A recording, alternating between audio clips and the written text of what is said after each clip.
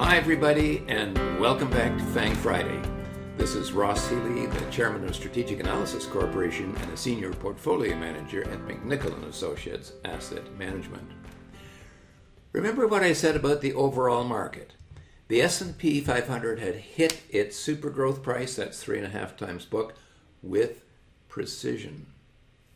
And the NASDAQ 100 reached down to its bubble price, 7.4 times book, and rebounded as well, although a little more sloppily than the S&P.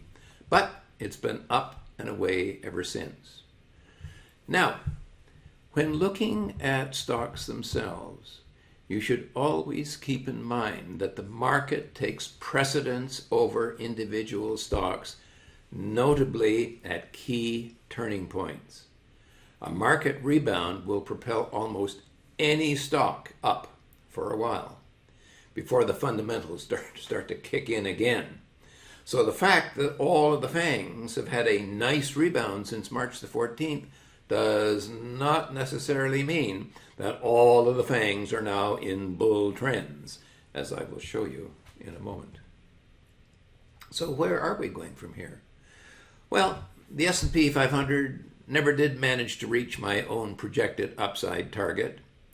Its low super growth price, or 4.5 times book, and actually that's about 18% higher than today. So to reiterate, that was the actual peak of the Standard & Poor's 500 in 2000, and I admit that I still feel that the index owes us. Before we get to the FANGs themselves, however, as a reminder, I am going to be a guest on BNN this coming Monday, April the 4th at noon, so make sure to add it to your calendar. If you have a question for me, you should probably send it both to BNN and to me as well, as it's getting late to have BNN add it to their listeners' email list. If you email me directly, I may be able to slip something in for you. One thing I have to observe right now, however, is don't bother to ask any questions about oil and gas stocks, as that appears to be what's on everybody's mind. As far as I can see, Monday is going to be the Ross Healy Oil and Gas Show, with some acknowledgement that, to the fact that there are other stocks out there. Anyway, before we take a close look at the FANGs, as always, I do like to say thanks to everyone who likes this video and all our subscribers. Okay, let's go and take a look at what happened since March the 14th. Well, let's start off with Amazon, and Amazon has had a really beautiful run off its dead bottom, which it actually hit just about the market low, and Amazon has risen to its top before that little setback in the last day or so, up 28%. So that was a very, very nice move. Apple, well, Apple has had a nice move as well, but only about 19%.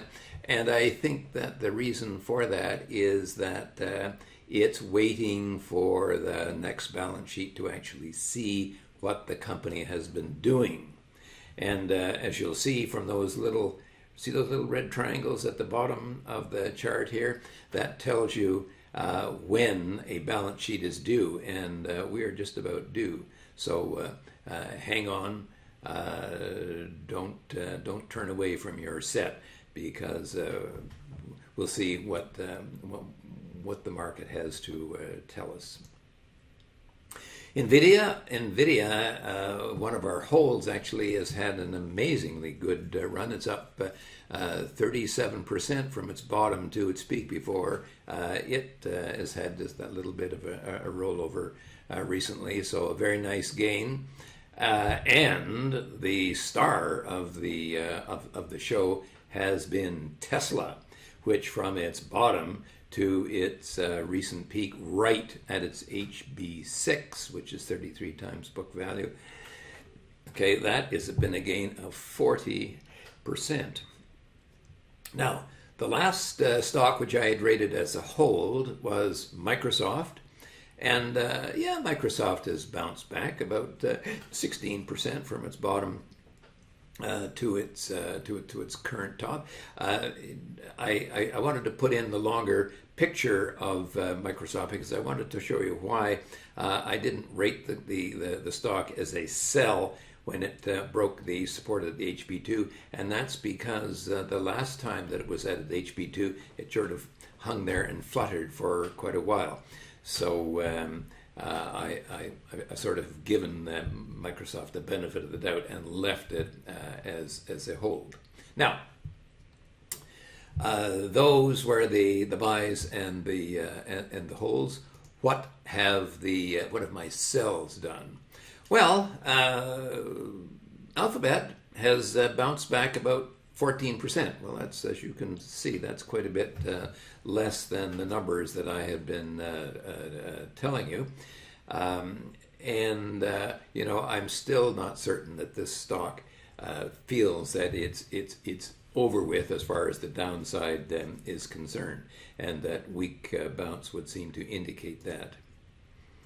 Netflix, Netflix from its bottom to its HB1 had been up 20%, almost exactly, but it's hit right up against its HB1 price.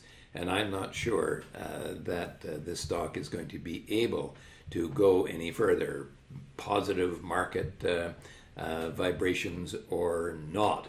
We'll have to see if there's been any change as far as the overall market's view of Netflix is concerned.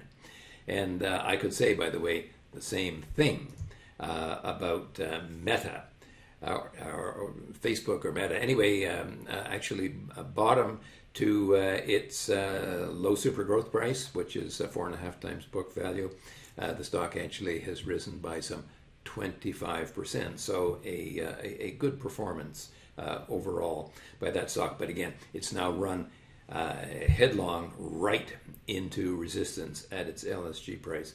And now we have to see. The market has carried it up, but can the market continue to carry it? Well, let's find out. In summary, anyway, since the market lows, how has SVA performed overall? Well, the 5 stocks that we had rated as buys or holds rose on average by 28% before the little setback recently, while the 3 stocks that we rated as sells had risen by an average of about 20%.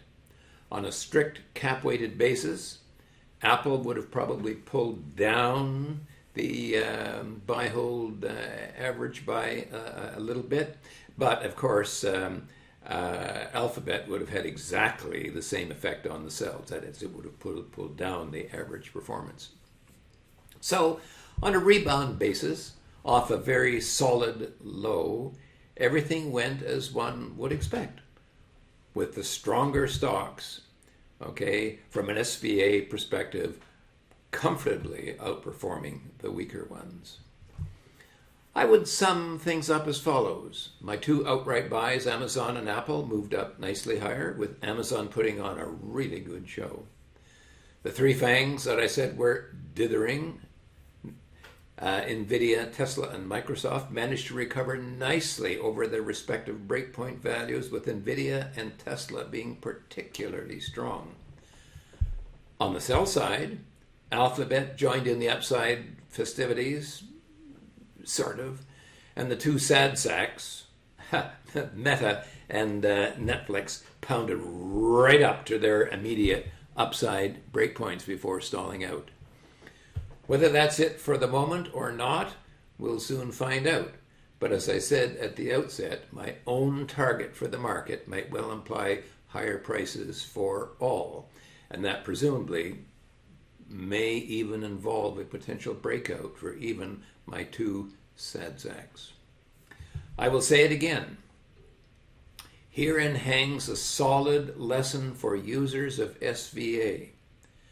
When the market is reaching down to a major breakpoint low, as were both the NASDAQ and the Standard & Poor's, if you panic and sell your own stocks close to those lows, it's highly likely to prove to be an error, both in judgment and notably for your wealth as well. No matter how depressing the fundamentals may appear for a given stock, it is still highly likely to rally meaningfully at a key market low.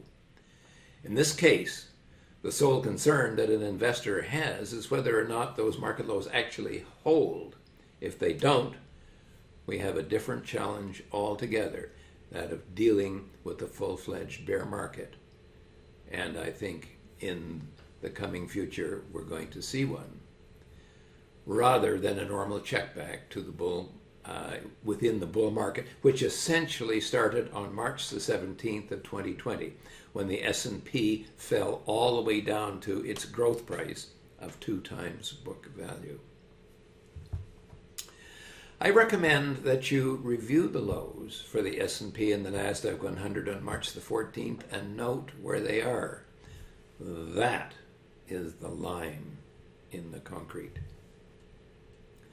In sum, as of this week, Amazon, which was a solid buy, has had a good move and is closing in on its HB2 or 12 times book, which, as you recall, was previously the 10-year low for the stock until recently. I would almost have to consider it as a hold for now, rather than a buy anymore, as it has only got 10% to go before it reaches back there again. And we'll have to let the market tell us what then. Apple got itself out of the penalty box and is moving itself up nicely, if a bit sluggishly, as we really want to see the next balance sheet, which should be out very shortly, in order to see what it may bring. Nvidia, Tesla, and Microsoft all came alive, and even Alphabet, Meta, and Netflix have clawed back some of their losses. You know, since we started FANG Friday, events have clearly shown that there are 3 ways that we earn our keep. The first is to help you find stocks to buy. The second is to help you avoid the kinds of big losses that the market can inflict. And the third is to get you into or out of the stock market itself. Now, if you want to enjoy or join our investing community and become a client of ours, go to www.strategicanalysis.ca/pricing. When you click on Inside Edge for the beginner or Decision Engine for the advanced active investor, you will gain instant access to our proprietary charts of almost 3,000 North American stocks, market commentary, recordings of almost 100 webinars, and full access to our live weekly webinars where we discuss what you need to know to navigate these markets effectively. As well, I will personally explain the science behind our methodology in a private one-on-one webinar to get you started on our service. As a bonus, I will also send you a free digital copy of my seminal book, Inside the Market, which goes into even deeper detail about our methodology. Remember, go to www.strategicanalysis.ca/pricing and sign up today. For now, this has been Ross Healy, Chairman of Strategic Analysis Corporation and a Senior Portfolio Manager at McNichol & Associates, reminding you that nothing, including investing, is difficult if you have the right tools. I'll see you all on Monday.